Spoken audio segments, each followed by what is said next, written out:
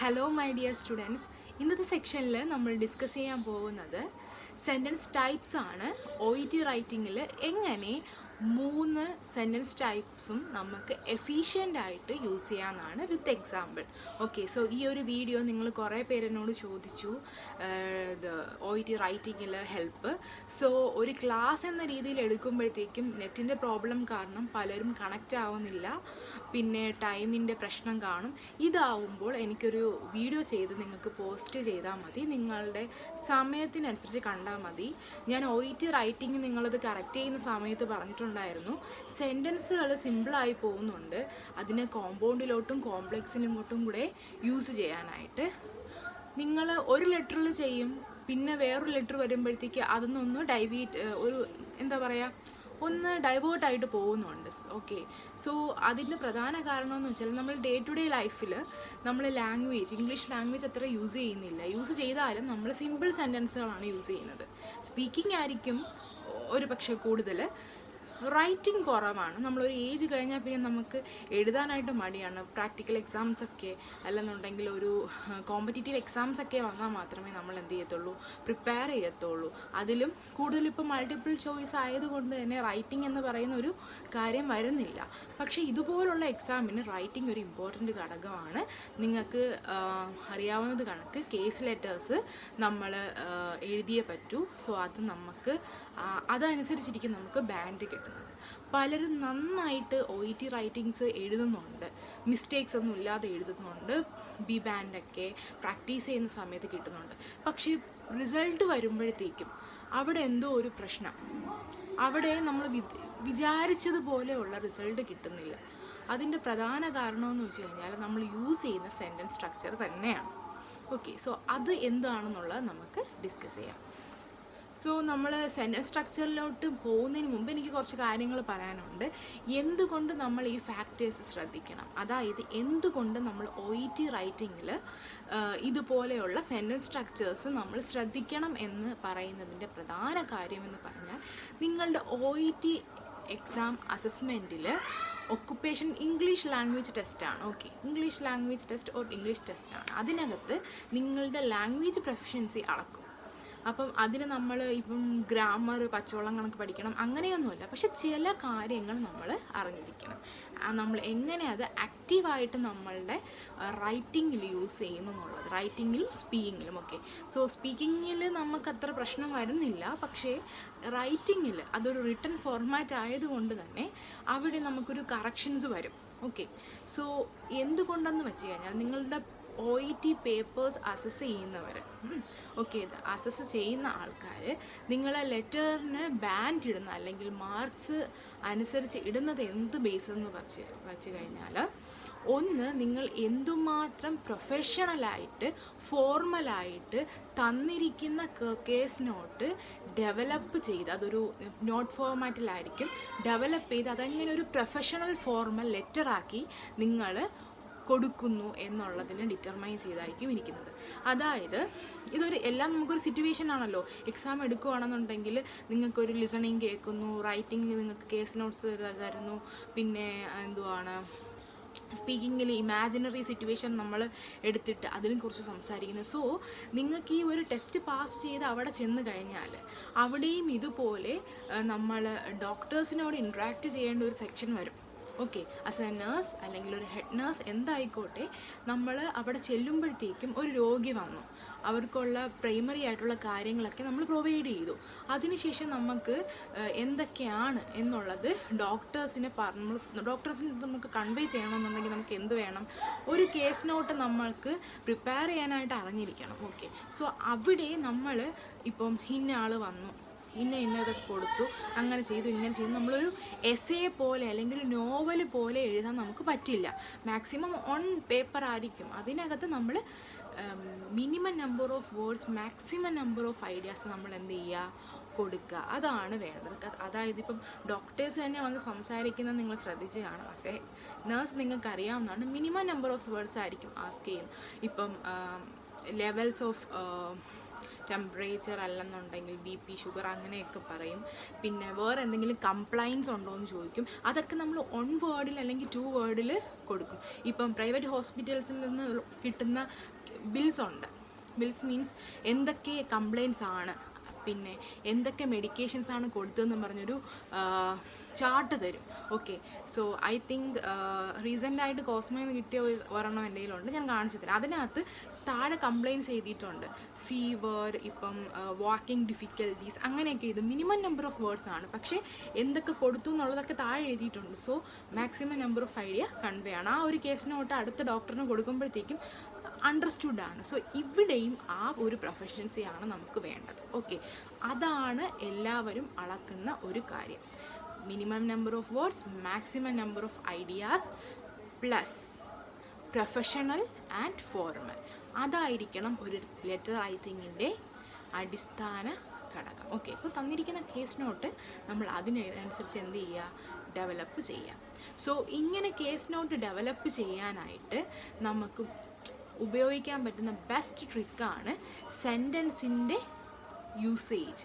Sentence എങ്ങനെ use ചെയ്യുക, നമ്മൾ ഫ്ലെക്സിബിളായിട്ട്, flexible in means simple sentence മാത്രം സ്റ്റിക്ക് ഓൺ ചെയ്യാതെ അതിൻ്റെ കൂടെ കോംപ്ലക്സ് കോമ്പൗണ്ട് യൂസ് ചെയ്ത് കഴിഞ്ഞാൽ ഒരു ചെറിയ പാരഗ്രാഫിൽ തന്നെ ഇത് നമ്മൾ തന്നിരിക്കുന്ന പേഷ്യൻറ്റിൻ്റെ എന്തൊക്കെയാണ് ഡിഫിക്കൽറ്റി, എന്ന് വന്നു, എന്തൊക്കെ ട്രീറ്റ്മെൻറ്റ് കൊടുത്തു എന്നുള്ളത് ഒരു കോംപ്ലക്സ് സെൻറ്റൻസോ കോമ്പൗണ്ടോ എടുത്തു കഴിഞ്ഞാൽ നമുക്ക് ആ ഒരു പാരഗ്രാഫ് ഒരു ചെറിയ വരിയിൽ നമുക്ക് തീർക്കാൻ പറ്റും.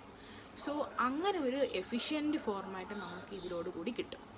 ഓക്കെ, സോ ഇത്രയും കാര്യങ്ങളാണ് എനിക്ക് പറയാനുള്ളത്. പിന്നെ എപ്പോഴും ലെറ്റർ റൈറ്റിങ്സ് എഴുതുമ്പോഴത്തേക്കും എസ്സേ പോലെ കുറേ എഴുതി വയ്ക്കാതിരിക്കുക. ഒരു വേർഡ് പോലും നമുക്ക് വേസ്റ്റ് ചെയ്യാനില്ല, അതാണ് ഇമ്പോർട്ടൻറ്റ്. ഓക്കെ, സോ ചില ആളുകളുടെ എസ്സേ എന്ന് പറഞ്ഞാൽ ഭയങ്കര സിമ്പിളായിപ്പോവും, ചിലർ ഭയങ്കര കോംപ്ലിക്കേറ്റഡ് ആയിട്ട് എഴുതും, ലാസ്റ്റ് ഒരു സെൻസും ആ ലെറ്ററിൽ കാണില്ല. ഓക്കെ, സോ തന്നിരിക്കുന്ന കേസ് നോട്ട് അതുപോലെ എടുത്ത് എഴുതാനാണെന്നുണ്ടെങ്കിൽ പിന്നെ ഇങ്ങനൊരു എക്സാമിൻ്റെ കാര്യമില്ല. സോ ഇതാണ് ഒരു കാര്യം. പിന്നെ നിങ്ങളടുത്ത് പറയാനുള്ളതെന്ന് പറഞ്ഞു കഴിഞ്ഞാൽ, തന്നിരിക്കുന്നതിൽ സിമ്പിൾ സെൻറ്റൻസ് യൂസ് ചെയ്യണ്ടെന്നല്ല ഞാൻ പറഞ്ഞത്, സിമ്പിൾ കോമ്പൗണ്ട് കോംപ്ലക്സ്. കോമ്പൗണ്ടിൽ നമ്മൾ കണക്റ്റേഴ്സ് യൂസ് ചെയ്യും, ആൻഡ് ബിക്കോസ് അതുപോലെയുള്ള കണക്റ്റേഴ്സ് നമ്മൾ യൂസ് ചെയ്യും. സോ ആ ഒരു കണക്റ്റേഴ്സ് പ്ലസ് കോംപ്ലക്സ് സെൻറ്റൻസ്, നമ്മളൊരു സിമ്പിൾ സെൻറ്റൻസ് തുടങ്ങി കണക്റ്റേഴ്സ്, കോംപ്ലക്സ് സെൻറ്റൻസസ്, ഇതിങ്ങനെ എടുക്കുമ്പോഴത്തേക്കും പെട്ടെന്ന് നമുക്ക് എന്ത് ചെയ്യാൻ പറ്റും, തന്നിരിക്കുന്ന കേസ് കൊണ്ടിൻ്റെ ഒരു ഭാഗം നമുക്ക് പെട്ടെന്ന് കംപ്ലീറ്റ് ചെയ്യാൻ പറ്റും. കാണുന്നവർക്ക് okay maximum number of idea convey ചെയ്തിട്ടുണ്ട് എന്ന് തോന്നുകയും ചെയ്യും. സോ അവിടെ ഒരു പ്രൊഫഷണൽ ടച്ച് ഉണ്ട്. Okay, we are perfect in our profession അല്ലെന്നുണ്ടെങ്കിൽ നമുക്ക് കൺവേ ചെയ്യാൻ പറ്റുന്നുണ്ട്. പിന്നെ രണ്ടാമത്തെ കാര്യം എന്ന് വെച്ച് കഴിഞ്ഞാൽ നമ്മൾ ഫോർമലായിട്ട് ഇൻട്രാക്ട് ചെയ്തു. ഓക്കെ, സോ ഇത്രയും കാര്യങ്ങളാണ് ഇതിൻ്റെ ബാക്ക്ഗ്രൗണ്ടായിട്ട് ഞാൻ പറയാൻ ഉദ്ദേശിച്ചത്. ഓക്കെ, സോ ഇനി നമ്മൾ മൂവ് ഓൺ ചെയ്യുന്നത് ഒരു എക്സാമ്പിൾ ഞാൻ എടുക്കും, ഒരു കേസ് നോട്ട്, അതിൽ എങ്ങനെ ഞാൻ സിമ്പിൾ കോംപ്ലക്സ് കോമ്പൗണ്ട് സെൻറ്റൻസ് എഫിഷ്യൻ്റായിട്ട് യൂസ് ചെയ്തു എന്നുള്ളതാണ്. ഓക്കെ, ഒരു പാരഗ്രാഫ് വെച്ചിട്ടായിരിക്കും അനലൈസേഷൻ, ഫുള്ള് ലെറ്ററിൽ ഞാൻ പറയത്തില്ല. നിങ്ങൾ ഇത് കേട്ടതിന് ശേഷം ഒന്ന് ട്രൈ ചെയ്ത് നോക്കാം. ഓക്കെ, സോ ഇനി നമ്മൾ ഡിസ്കസ് ചെയ്യാൻ പോകുന്നത് ഒരു എക്സാമ്പിളാണ്. ഇതുവഴി നിങ്ങൾക്ക് എങ്ങനെ ഒരു കോമ്പൗണ്ട് കോംപ്ലക്സ് സെൻറ്റൻസ് നമുക്ക് എഫിഷ്യൻ്റായിട്ട് യൂസ് ചെയ്യാം എന്നുള്ളത് നമുക്ക് നോക്കാം. ഞാനൊരു എക്സാമ്പിൾ ഇവിടെ എഴുതിയിട്ടുണ്ട്, ഞാൻ പ്രിപ്പയർ ചെയ്ത് വെച്ചിട്ടുണ്ട്. ഇതിനകത്ത് ഞാൻ നെറ്റിൽ നടത്തൊരു ക്വസ്റ്റ്യനാണ്, റെഫറൻസ് ഉണ്ടായിരുന്നു, ഫുൾ ക്വസ്റ്റ്യൻ ഇല്ല, കുറച്ച് കാര്യങ്ങൾ മാത്രമേ ഇതിനകത്തുള്ളൂ. നിങ്ങൾക്ക് ജസ്റ്റ് അത് എങ്ങനെ ഒരു കോംപ്ലക്സ് കോമ്പൗണ്ട് സെൻറ്റൻസ് ഒരു പാരയിൽ വരുന്നു എന്നുള്ളത് കാണിക്കാൻ വേണ്ടി. ഓക്കെ, സോ ഇവിടെ പേഷ്യൻറ്റിൻ്റെ name John Samuel, patient history എന്ന് പറയുമ്പം മെയിൽ 35 years ആണ്, മാരീഡ് മാൻ വരും. സോ അല്ലാതെ വരുന്ന ഹിസ്റ്ററിയിൽ ഒബിസിറ്റി ആൻഡ് ഹാർട്ട് ഡിസീസസ് ഉണ്ട്. പിന്നെ ഹോസ്പിറ്റലിൽ വന്ന സമയത്തുള്ള സിംറ്റംസ് എന്ന് പറഞ്ഞു കഴിഞ്ഞാൽ, ഇപ്പം ഡേറ്റ് ഞാൻ പറയുന്നില്ല, ഏതെങ്കിലും ഒരു ഡേറ്റ്, ടേസ്റ്റ് ഉണ്ടായിരുന്നു, blurred vision, fatigue and vomiting for 1 week. So 1 week ഇന്ന പ്രശ്നങ്ങളുണ്ട്. പിന്നെ ഡയഗ്നോസ് ചെയ്തപ്പോൾ ഉള്ളത് രണ്ട് കാര്യങ്ങളാണുള്ളത്. ഒന്ന് type 2 ഡയബറ്റീസും പിന്നെ ഹൈ കൊളസ്ട്രോളും. എക്സാമിനേഷൻ എങ്ങനെയാണ് എക്സാമിനേഷൻ ചെയ്തതെന്ന് വെച്ചാൽ യൂറിൻ ആൻഡ് ബ്ലഡ് ടെസ്റ്റാണ്. പിന്നെ കൊടുത്തിരിക്കുന്ന ട്രീറ്റ്മെൻറ്റ് അല്ലെങ്കിൽ മെഡിക്കേഷൻസ് എന്ന് പറഞ്ഞു കഴിഞ്ഞാൽ മെറ്റ്ഫോർമിൻ ഡോസ് 1000 mgയും പിന്നെ റോസ് ഡേ ഗുളിയാണ്. അതുകൂടാതെ വിസിറ്റ് ആഫ്റ്റർ 1 വീക്ക്, പിന്നെ ലൈഫ് സ്റ്റൈൽ മോഡിഫിക്കേഷൻസും പറഞ്ഞിട്ടുണ്ട്, അതായത് ലൈഫ് സ്റ്റൈൽ ചേഞ്ച് മോഡും പറഞ്ഞിട്ടുണ്ട്. സോ ഇത്രയാണ് ഡീറ്റെയിൽസ്. സോ ഫസ്റ്റ് നമുക്ക് ഇതെങ്ങനെ ഇതിൽ നമ്മൾ സ്റ്റാർട്ട് ചെയ്യുമ്പോൾ എപ്പോഴും സിമ്പിൾ സെൻറ്റൻസിലായിരിക്കും ചിലപ്പോൾ സ്റ്റാർട്ട് ചെയ്യുന്നത്, അല്ലാതെ സ്റ്റാർട്ട് ചെയ്യാം. പക്ഷേ ഇവിടെ ഞാൻ സിമ്പിൾ സെൻറ്റൻസിലാണ് സെൻറ്റൻസ് സ്റ്റാർട്ട് ചെയ്യാൻ ഉദ്ദേശിക്കുന്നത്. നിങ്ങൾ എഴുതുന്നത് പോലെ തന്നെ അതിനു മുമ്പ് സിമ്പിൾ സെൻറ്റൻസ് എന്ന് പറഞ്ഞു കഴിഞ്ഞാൽ അതിനകത്തൊരു സബ്ജക്റ്റും ഒരു വെർബും ഉണ്ടാവും. ഗ്രാമർ ക്ലാസ് അറ്റൻഡ് ചെയ്തവർക്ക് അറിയാമായിരിക്കും what is A subject and what is A verb. നമ്മൾ കൊച്ചു ക്ലാസ്സിൽ പറയുന്ന കണക്ക് പറഞ്ഞാൽ നൗഡാണ് എപ്പോഴും സബ്ജക്റ്റിൽ വരുന്നത്. ഇവിടെ നമ്മളുടെ സബ്ജക്റ്റ് എന്തായിരിക്കും? വന്ന പേഷ്യൻ്റ് ആയിരിക്കും. ഓക്കെ, സോ നമ്മൾ പുള്ളിക്കാരനെ പേര് കൊണ്ട് റെപ്രസെൻറ്റ് ചെയ്യും, ഇല്ലെന്നുണ്ടെങ്കിൽ നമ്മൾ പ്രൊനൗൺസ് കൊണ്ട് റെപ്രസെൻറ്റ് ചെയ്യും. പ്രൊനൗൺസ് ഏതാണ്? He, she, it, they. Grammar class attend ചെയ്തവർ ജസ്റ്റ് ആ ബുക്ക് ഒന്ന് എടുത്ത് റിവൈൻഡ് ചെയ്യുക. ദെൻ വെർബ്സ് എന്ന് പറഞ്ഞാൽ എന്താണ്? Doing words. ഇതൊക്കെ നമ്മൾ കുഞ്ഞു ക്ലാസ്സിൽ പഠിക്കുന്ന ഡെഫിനിഷനാണ്, ഞാൻ കൺവീനിയൻസിന് വേണ്ടി പറഞ്ഞതേ ഉള്ളൂ. So what the action subject is doing, അത് നമുക്ക് എന്തായിട്ട് എടുക്കാം? വെർബായിട്ട് എടുക്കാം. സോ സിമ്പിൾ സെൻറ്റൻസിൽ സബ്ജക്റ്റും വെർബും ഉണ്ടാവും. മാത്രമല്ല നമ്മളിപ്പം അത് വായിക്കുമ്പോൾ അല്ലെന്നുണ്ടെങ്കിൽ ആ കാര്യം ഡയറക്റ്റായിട്ട് എക്സ്പ്രസ് ചെയ്തിരിക്കും. നമ്മൾ ക്ലിയർ ആയിട്ട് നമുക്കത് മനസ്സിലാവും. ഓക്കെ, ക്ലിയർ ആയിട്ട് നമുക്ക് മനസ്സിലാക്കും. It is A simple sentence. Subject verb ഉണ്ടായിരിക്കും, ക്ലിയർ ആയിട്ട് നമുക്ക് കാര്യങ്ങൾ മനസ്സിലാവും. ഇതിൽ കൂടുതൽ സിമ്പിളായിട്ട് എനിക്ക് പറഞ്ഞു തരാൻ അറിയില്ല. സോ ഇത് formal way of grammar teaching അല്ല, എന്നിരുന്നാലും നിങ്ങൾക്ക് മനസ്സിലാവുന്നുള്ള രീതിയിൽ പറഞ്ഞതാണ്. സോ ഇവിടെ നമ്മൾ സിമ്പിൾ സെൻറ്റൻസിൽ എഴുതിയ സെൻറ്റൻസ് ഞാൻ വായിക്കാം. Mister John Samuel has been diagnosed with type 2 diabetes and cholesterol. ഇതാണ് സിമ്പിൾ സെൻറ്റൻസ്. ഇവിടെ mister John Samuel subject, has been diagnosed. നമ്മൾ എന്താണ് പുള്ളിക്കാരന് നമ്മൾ ചെയ്ത വേർബ് എന്തുവാണ്? ആക്ഷൻ എന്തുവാണ്? സബ്ജക്റ്റ്. പുള്ളിക്കാരനെ നമ്മൾ ഡയഗ്നോസ് ചെയ്തു. അപ്പോൾ എന്തൊക്കെയാണ് രോഗം? ടൈപ്പ് 2 ഡയബറ്റീസും കൊളസ്ട്രോളും. സോ ഇത് രണ്ടും നമുക്ക് ഒരു കോംപ്ലിക്കേഷൻസൊന്നും ഇല്ലാതെ മനസ്സിലായി. This is a simple sentence. സബ്ജക്റ്റും ഉണ്ട്, വെർബും ഉണ്ട്. ഓക്കെ, അവിടെ നമ്മൾ ഡിസീസിൻ്റെ കാര്യവും പറഞ്ഞിട്ടുണ്ട്. സോ ഇത് ഏത് പാർട്ടിലാണ് വരുന്നതെന്ന് മനസ്സിലായല്ലേ? സെക്കൻഡ് പാരഗ്രാഫിൽ വരുന്ന കാര്യമാണ് ഞാൻ പറഞ്ഞത്.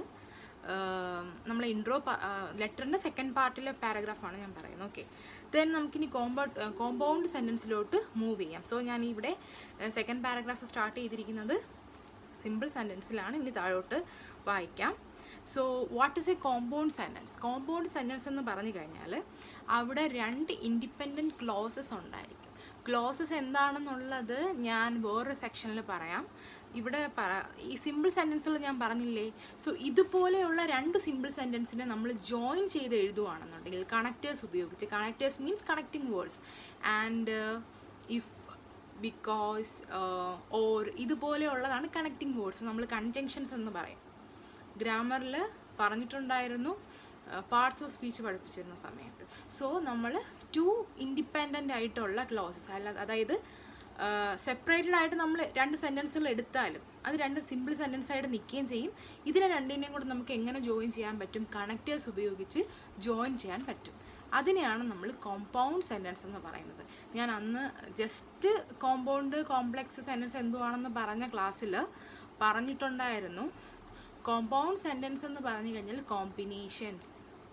Okay, combination using something.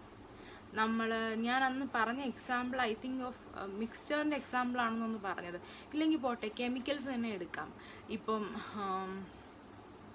ഒരു ആസിഡ്സ് ഫോം ചെയ്യുന്നത് നോക്കിയാൽ മതി. 2 കോമ്പൗണ്ട്സ് എടുത്ത് മിക്സ് ചെയ്യുന്ന മീഡിയം നമ്മളൊരു ടെസ്റ്റ് ട്യൂബിലായിരിക്കും. So that can be a connector. Okay, so അതിന് നമുക്ക് കണക്റ്റേഴ്സായിട്ട് എടുക്കാം. സോ ഇവിടെ കോമ്പൗണ്ട് സെൻറ്റൻസ് എന്ന് പറഞ്ഞു കഴിഞ്ഞാൽ 2 സിമ്പിൾ സെൻറ്റൻസിന് എടുക്കുക. ഇൻഡിപെൻഡൻറ്റ് ക്ലോസ് എന്നാണ് ഇവിടെ ഡെഫിനിഷനിലുള്ളത്. ഡെഫിനിഷൻ അങ്ങനെയാണ് കോമ്പൗണ്ട് സെൻറ്റൻസിൻ്റെ. പക്ഷേ ഇൻഡിപെൻഡൻറ്റ് ക്ലോസ് മീൻസ് ഒരു സെൻറ്റൻസ് ആണ്, അത്രയും ആലോചിച്ചാൽ മതി. ഒരു സെൻറ്റൻസ്, അതിന് മീനിങ് ഉണ്ടാവും, കംപ്ലീറ്റ് മീനിങ് ഉള്ള ഒരു സിമ്പിൾ സെൻറ്റൻസ്. ഇതുപോലത്തെ 2 സിമ്പിൾ സെൻറ്റൻസിനെ എടുത്തിട്ട് നമ്മൾ കണക്റ്റേഴ്സ് യൂസ് ചെയ്ത് ജോയിൻ ചെയ്യുന്നതിനെയാണ് നമ്മൾ എന്തെന്ന് പറയുന്നത്, കോമ്പൗണ്ട് സെൻറ്റൻസസ്. സോ കോമ്പൗണ്ട് സെൻറ്റൻസിലാണ് അടുത്ത പാരഗ്രാഫ് നമ്മൾ എഴുതുന്നത്. കാരണം നമുക്ക് minimum number of words, maximum number of ideas കൊണ്ടുവരണം. ഓക്കെ, സോ ഇവിടെ നമുക്ക് എങ്ങനെ എഴുതാം? നമ്മൾ ആളുടെ പേര് പറഞ്ഞു, എന്താണ് പ്രോബ്ലം എന്നുള്ളത് പറഞ്ഞു. ഓക്കെ, സോ ഇവിടെ കൺജങ്ഷൻസ് അല്ലാതെ നമുക്ക് പഞ്ച്വേഷൻസും യൂസ് ചെയ്യാം കേട്ടോ. നിങ്ങൾ തന്നെ ലെറ്റേഴ്സിൽ കോളൻസ് ഒക്കെ ഇടത്തില്ലേ, that is also a connector. Okay, so ഇവിടെ നമുക്ക് എഴുതാം, the patient has been suffering from fatigue omitting for 1 week. The patient has been suffering from fatigue for 1 week and has been omitting frequently. So ഇവിടെ പുള്ളിക്കാരൻ്റെ 2 കാര്യം പറഞ്ഞു, അതിനുശേഷം വന്നപ്പോൾ ഉണ്ടായിരുന്ന സിംറ്റംസിൻ്റെ കാര്യം നമുക്ക് പറയണം. അതിൽ ഞാനിപ്പം പുള്ളിക്കാരൻ എന്തൊക്കെ അസുഖമാണ് ഇവിടെ ഉണ്ടായിരുന്നത് ഞാൻ നേരത്തെ പറഞ്ഞത്, ഫാറ്റിക് ഉണ്ടായിരുന്നു, ടേസ്റ്റ് ഉണ്ടായിരുന്നു, ഫ്രീക്വൻറ്റ് വോമിറ്റിംഗ് ഒക്കെ ഉണ്ടായിരുന്നു. സോ ഇവിടെ ഞാൻ ഫുൾ ഡീറ്റെയിൽസ് ആഡ് ചെയ്തിട്ട് നിങ്ങൾക്ക് ആഡ് ചെയ്യാം കേട്ടോ. ഇതിനകത്ത് patient has been suffering from frequent taste, അല്ലെന്നുണ്ടെങ്കിൽ ഫാറ്റിക്, ഇങ്ങനെ കോമ ഇട്ട് എഴുതാം. ഇവിടെ ഞാൻ ജസ്റ്റ് അത് അവോയ്ഡ് ചെയ്തിട്ട് നിങ്ങൾക്ക് പെട്ടെന്ന് പറഞ്ഞു തരാൻ വേണ്ടി എഴുതിയതാണ്. അതുകൊണ്ട് ഹാൻഡ് റൈറ്റിംഗ് ഒന്നും വിസിബിൾ അല്ല. സോ ഇവിടെ the patient has been suffering from fatigue for 1 week. അത് നമുക്ക് ഒരു സെൻറ്റൻസ് ആയിട്ട് എടുത്തൂടെ, ഒരു simple sentence. Then omitting frequently നമുക്ക് അടുത്ത sentence, okay, the patient has been suffering from fatigue for 1 week and has been omitting frequently. So ഇവിടെ omitting frequently എന്ന് പറയുന്നത് നമുക്ക് has been omitting frequently നമുക്കൊരു സെക്കൻഡ് സെൻറ്റൻസ് ആയിട്ട് എടുത്തു കഴിഞ്ഞാൽ ഈ 2 സെൻറ്റൻസിനെയും കൂടെ കണക്ട് ചെയ്യുന്ന വേർഡ്സ് ഏതാണ് ഇവിടെ കണക്റ്റർ? ആൻഡ്. സോ ഈ വേർഡ്, ഈ ഒരു പർട്ടിക്കുലർ സെൻറ്റൻസ് എന്തിലാണ് കിടക്കുന്നത്? Compound sentence. Okay, so this is an example of second line with compound sentence. The patient has been suffering from fatigue for 1 week and has been omitting frequently. So ഇതാണ് compound sentence. ഇതിപ്പോൾ simple എഴുതുന്നെങ്കിൽ എന്ത് എഴുതിയാനേ? The patient has been suffering from fatigue. Then he has also had omitting, frequent omitting. ഇങ്ങനെ നമ്മൾ മുറിച്ച് എഴുതിയാനേ വേർഡും കൂടും സെൻസും ഇല്ല. ഇത് നമ്മളൊരു കണക്ടർ, ആൻഡ് എന്നൊരു കണക്ടർ യൂസ് ചെയ്തപ്പോൾ എന്ത് ചെയ്തു? 3 ലൈൻസിൽ കാര്യം നമ്മൾ പറഞ്ഞു കഴിഞ്ഞു. സോ ഇതാണ് കോമ്പൗണ്ട് സെൻറ്റൻസിൻ്റെ ഫോർമാറ്റ് വരുന്നത്. ലാസ്റ്റ് വണ്ണ് കോംപ്ലക്സ് സെൻറ്റൻസ് ആണ്. കോംപ്ലക്സ് സെൻറ്റൻസിൽ നമ്മൾ ഡെഫിനിഷൻസ് നോക്കുകയാണെന്നുണ്ടെങ്കിൽ complex sentence has more than 1 close, it is having independent close, dependent close എന്നൊക്കെ പറയും. ഇൻഡിപെൻഡൻറ്റ് ക്ലോസ് മീൻസ് ആ ഒരു പർട്ടിക്കുലർ ക്ലോസ് നിങ്ങൾ വിടുക, ആ പർട്ടിക്കുലർ സെൻറ്റൻസ് നേരത്തെ പറഞ്ഞതുപോലെ അതിന് ഇൻഡിവിജ്വലായിട്ട് നിൽക്കുമ്പോൾ അതിനൊരു എന്താ പറയുക, ഇൻഡിവിജ്വലായിട്ട് നിൽക്കുമ്പോൾ അതിനൊരു മീനിങ് കാണും. ഞാനൊരു ഇൻഡിപെൻഡൻറ്റ് പേഴ്സൺ ആണെന്ന് പറഞ്ഞാൽ എന്തുവാണ്? എനിക്ക് വേറെ ആരും ഡിപ്പെൻഡ് ചെയ്യണ്ട, ഞാൻ ഇൻഡിപെൻഡൻ്റ് ആണ്. അതുപോലെ ആ പർട്ടിക്കുലർ സെൻറ്റൻസിന് എന്ത് കാണും? ഒരു ഇൻഡിപെൻഡൻസി കാണും. അത് ആ സെൻറ്റൻസിനെ വേറൊരു ഗ്രൂപ്പ് ഓഫ് സെൻറ്റൻസിൽ നിന്ന് അടർത്തി മാറ്റി എടുത്ത് വെച്ച് കഴിഞ്ഞാൽ അതിനെന്തുണ്ട്? ഒരു മീനിങ് ഉണ്ട്, ഒരു സെൻസ് ഉണ്ട്. ഓക്കെ, ഡിപ്പെൻഡൻറ്റ് ക്ലോസ് എന്ന് പറഞ്ഞാൽ എന്തുവാണ്? ഡിപ്പെൻഡൻറ്റ് ക്ലോസ് എപ്പോഴും ഞാനിപ്പോൾ ഡിപ്പെൻഡ് ചെയ്യുന്ന പേഴ്സൺ, ഞാൻ എൻ്റെ പാരൻസിനെ ഡിപ്പെൻഡ് ചെയ്യുന്നു. അപ്പം എനിക്ക് വളരണമെങ്കിൽ ഞാൻ ആരെ ഡിപ്പെൻഡ് ചെയ്യണം? എൻ്റെ പാരൻസിനെ ഡിപ്പെൻഡ് ചെയ്യണം. സോ അതുപോലെ തന്നെ ഡിപ്പെൻഡൻറ്റ് ക്ലോസ് അല്ലെങ്കിൽ ഡിപ്പെൻഡൻറ്റ് ക്ലോസ് സെൻറ്റൻസ് എന്ന് പറയുമ്പോഴത്തേക്കും ആ ഒരു പർട്ടിക്കുലർ സെൻറ്റൻസിന് മീനിങ് ഉണ്ട്, പക്ഷെ ഒരു കംപ്ലീറ്റ് സെൻസ്, മീനിങ് ഫുൾ ആവണമെന്നുണ്ടെങ്കിൽ എന്ത് വേണം? അത് വേറെ സെൻറ്റൻസുമായിട്ട് കൂടി ചേരണം.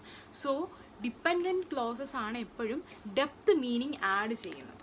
ഡെപ്ത് മീനിങ് ആഡ് ചെയ്ത് കൂടുതൽ അഡീഷണൽ ഇൻഫോർമേഷൻസ് നമുക്ക് തരുന്നത് ഏതാണ്? ഡിപ്പെൻഡൻറ്റ് ക്ലോസ് ആണ്. ഇൻഡിപെൻഡൻറ്റ് ക്ലോസിൻ്റെ കൂടെ ഡിപ്പെൻഡൻറ്റ് ക്ലോസും കൂടെ ചേർത്ത് വരുന്നതാണ് എന്ത്? Complex sentence. ഓക്കെ, ഇവിടെ കണക്റ്റേഴ്സ് ഇല്ല, നമുക്ക് കോമാസ് നമ്മൾ യൂസ് ചെയ്യാറുണ്ട്. ഓക്കെ, സോ ഇവിടെ നമുക്ക് ബാലൻസ് ഞാൻ ഒരു സെക്കൻഡേ. ഓക്കെ, ദെൻ ഇനി നമുക്ക് പറയാനുള്ള എന്തുവാണ്, പേഷ്യൻ്റെ പേര് പറഞ്ഞു, എന്തൊക്കെ അനാലിസിസ് നമ്മൾ എന്തൊക്കെ കണ്ടുപിടിച്ചെന്ന് പറഞ്ഞു, പിന്നെ പുള്ളിക്കാരൻ്റെ കംപ്ലൈൻറ്റ്സ് എന്തുവാണെന്നുള്ളത് പറഞ്ഞു. ഇനി നമ്മൾ എന്തായിരിക്കും അവിടെ എഴുതിയിരിക്കുന്നത്, പുള്ളിക്കാരന് കൊടുത്ത മെഡിസിൻസ് അല്ലേ, അത് നമുക്ക് എങ്ങനെ എഴുതാം, കോംപ്ലക്സ് സെൻറ്റൻസിന് എഴുതാം. ഓക്കെ, അതെങ്ങനെയാണെന്ന് നോക്കാം. As a result of high sugar and cholesterol detected in his blood he has been commencing on metformin 1000 mg and Rosday. ഇതാണ് complex sentence. As a result of high sugar and cholesterol detected in his blood, he has been commenced on metformin 1000 mg and Rosprey. ഇവിടെ as a result of high sugar and cholesterol detected ഇല്ലേ, ഇതൊരു compound complex sentence ആണ്. നമ്മളവിടെ and use ചെയ്തിട്ടുണ്ട്. പിന്നെ ഇവിടെ നമുക്ക് ഈ സെൻറ്റൻസിന് നമുക്ക് വേണമെങ്കിൽ മുറിച്ച് ഞാൻ പറഞ്ഞു തരാം. As a result of high cholesterol and detected in his blood he has been commenced on. ഇതിനകത്ത് നമുക്ക് വേണമെന്നുണ്ടെങ്കിൽ സിമ്പിൾ സെൻറ്റൻസ് എഴുതി കഴിഞ്ഞാൽ എങ്ങനെ പറയും, നിങ്ങളുടെ ഒരു രീതിയിൽ എങ്ങനെ പറയും, ഹൈ ഷുഗർ കൊളസ്ട്രോൾ അതുകൊണ്ട് ഇത് കൊടുത്തു എന്ന് പറഞ്ഞ് നിർത്തും. പക്ഷേ ഈ സെൻറ്റൻസിന് ഒരു കൺസ്ട്രക്ഷൻസ് ഉണ്ട്. അതായത് ഈ കാരണങ്ങൾ കൊണ്ട് എങ്ങനെ കൊളസ്ട്രോളും ഷുഗറും ബ്ലഡിൽ ഡിറ്റക്റ്റ് ചെയ്തത് കൊണ്ട് പുള്ളിക്കാരന് എന്തൊക്കെ കൊടുത്തു, ഈ 2 മെഡിക്കേഷൻസും സപ്ലൈ ചെയ്തു അല്ലെങ്കിൽ കമൻസ് ചെയ്തു. സോ അവിടെ കഴിഞ്ഞു. സോ ഇതായപ്പം സെക്കൻഡ് പാരഗ്രാഫ് എൻഡായി. ഇവിടെ നമ്മൾ എത്ര സെൻറ്റൻസ് ഫോം യൂസ് ചെയ്തു, സിമ്പിളി തുടങ്ങി കോംപ്ലക്സിൽ നിന്ന്, right. Minimum number of words ആണ്, പക്ഷേ മാക്സിമം നമ്പർ ഓഫ് ഐഡിയാസ് നമ്മൾ കൺവേ ചെയ്തു. So this is simple, compound and complex sentences. Okay, ഇതിനെ ഐഡൻറ്റിഫൈ ചെയ്യാനോ ഇതിന് പ്രത്യേക ഫോർമാറ്റൊന്നുമില്ല. ആദ്യമൊക്കെ കോമ്പൗണ്ട് സെൻറ്റൻസിന് എന്തുവാണ് നമുക്ക് കണക്റ്റേഴ്സ് ഉണ്ട്. പക്ഷേ കോംപ്ലക്സ് എന്ന് പറയുന്നത് കുറച്ചും കൂടെ ആ വേർഡ് കേൾക്കുമ്പോഴറിയാം കുറച്ചും കൂടെ കോംപ്ലക്സ് ആണ്. ലൈൻസ് റൺ ഓൺ ചെയ്യും, 1 or 2 or 3, but it make sense. Okay, so ഞാനത് ഫുള്ള് വായിക്കാം. Mr. John Samuel has been diagnosed with type 2 diabetes and cholesterol. The patient has been suffering from fatigue for 1 week and has been vomiting frequently. As a result of high sugar and cholesterol detected in his blood, he has been commenced on metformin 1000 mg and Rosprey. So this ends the second paragraph. Okay, so ഇതാണ് compound complex and simple sentence എങ്ങനെ നമുക്ക് എഫക്റ്റീവായിട്ട് use ചെയ്യാമെന്നുള്ളത്. കുറേ പേരൊക്കെ ഇതുപോലെ തന്നെയാണ് use ചെയ്യുന്നത്. Okay, second പാരഗ്രാഫിൽ ഇതുപോലെയൊക്കെ തന്നെയാണ് യൂസ് ചെയ്യുന്നത്. പക്ഷേ 3rd ഉം 4th ഉം വരുമ്പോൾ ഈ ഒരു ടച്ചങ്ങ് പോകും. സോ ഇനി എഴുതുമ്പം കണക്ട് ചെയ്ത് എഴുതാൻ ശ്രമിക്കുക. പോയിൻറ്റ്സ് പെറുക്കി എഴുതി വയ്ക്കാതെ കണക്ട് ചെയ്ത് കോംപ്ലക്സ് കോമ്പൗണ്ട് എഫിഷ്യൻ്റായിട്ട് യൂസ് ചെയ്യുക. യൂട്യൂബിൽ ഇഷ്ടം പോലെ വീഡിയോസ് കിടച്ചിട്ടുണ്ട്, അതൊക്കെ ഒന്ന് റെഫർ ചെയ്യുക. പിന്നെ എക്സസൈസ് ചെയ്ത് നോക്കുക. ഈ കോംപ്ലക്സ് കോമ്പൗണ്ട് സിമ്പിൾ സെൻറ്റൻസിനെയൊക്കെ അങ്ങോട്ടും ഇങ്ങോട്ടും മാറ്റുന്ന കുറേ എക്സസൈസ് കിടപ്പുണ്ട്. ഇത് ജസ്റ്റ് ക്രോം ചെയ്ത് നോക്കുക. അതായത് how to convert simple sentence to complex എന്നൊക്കെ പറഞ്ഞിട്ട് എക്സസൈസ് ഉണ്ട്. എക്സസൈസ് വിത്ത് ആൻസേഴ്സ് ഉണ്ട്. അതൊന്ന് ജസ്റ്റ് പ്രാക്ടീസ് ചെയ്ത് നോക്കുക ടൈം ഉണ്ടെന്നുണ്ടെങ്കിൽ. അത് നിങ്ങൾ എപ്പോഴായാലും ഹെൽപ്പ് ചെയ്യും, ഇപ്പം മാത്രമല്ല. ഓക്കെ, ഏതൊരു എക്സാമിന് IELTS പ്രിപ്പയർ ചെയ്യുന്നവർക്കും ഹെൽപ്ഫുള്ളായിരിക്കും. അതിപ്പോൾ നിങ്ങളുടെ നഴ്സിംഗ് പ്രൊഫഷനിലുള്ള കേസ് നോട്ട് തന്നെ ആയിരിക്കണമെന്നില്ല, നോർമൽ സെൻറ്റൻസ് ആയിരിക്കും. നോർമൽ സെൻറ്റൻസ് നമുക്ക് എഫിഷ്യൻ്റായിട്ട് ട്രാൻസ്ഫർ ചെയ്യാൻ പറ്റുന്നുണ്ടെങ്കിൽ പിന്നെ നിങ്ങളുടെ പ്രൊഫഷനിൽ നിങ്ങൾ ഓക്കെ ആവും. സോ അതൊന്ന് ട്രൈ ചെയ്ത് നോക്കുക. സോ ഇതാണ് എനിക്ക് നിങ്ങളോട് പറയാനുള്ളത്. വീഡിയോ കേൾക്കുക. ലെങ്തി വീഡിയോ ആണ് ഐ തിങ്ക്. അത് കഴിഞ്ഞതിന് ശേഷം സൗണ്ട് എൻ്റെ വീഡിയോ എന്തെങ്കിലും ഒരു സെൻസ് മേക്ക് ചെയ്തിട്ടുണ്ടെന്നുണ്ടെങ്കിൽ ഒന്ന് കമൻറ്റ് ചെയ്യുക. ഇമ്പ്രൂവ്മെൻറ്റ്സ് എന്തെങ്കിലും വേണമെന്നുണ്ടെങ്കിൽ പറയണം. കാരണം ഇനിയും എനിക്ക് നിങ്ങൾക്ക് വീഡിയോ ഇടാനുള്ളതാണ്. ഞാനിങ്ങനെ വീഡിയോസ് ഇടാറില്ല, അതുകൊണ്ട് തന്നെ കുറച്ച് പ്രൊഫഷണൽ ടച്ച് കുറവായിരിക്കും. സോ നിങ്ങൾ എന്നെ ഒന്ന് ഇൻഫോം ചെയ്യണം എന്തെങ്കിലും പോരായ്മ ഉണ്ടെന്നുണ്ടെങ്കിൽ. Criticisms are welcome for my improvement. So please comment. Okay, by.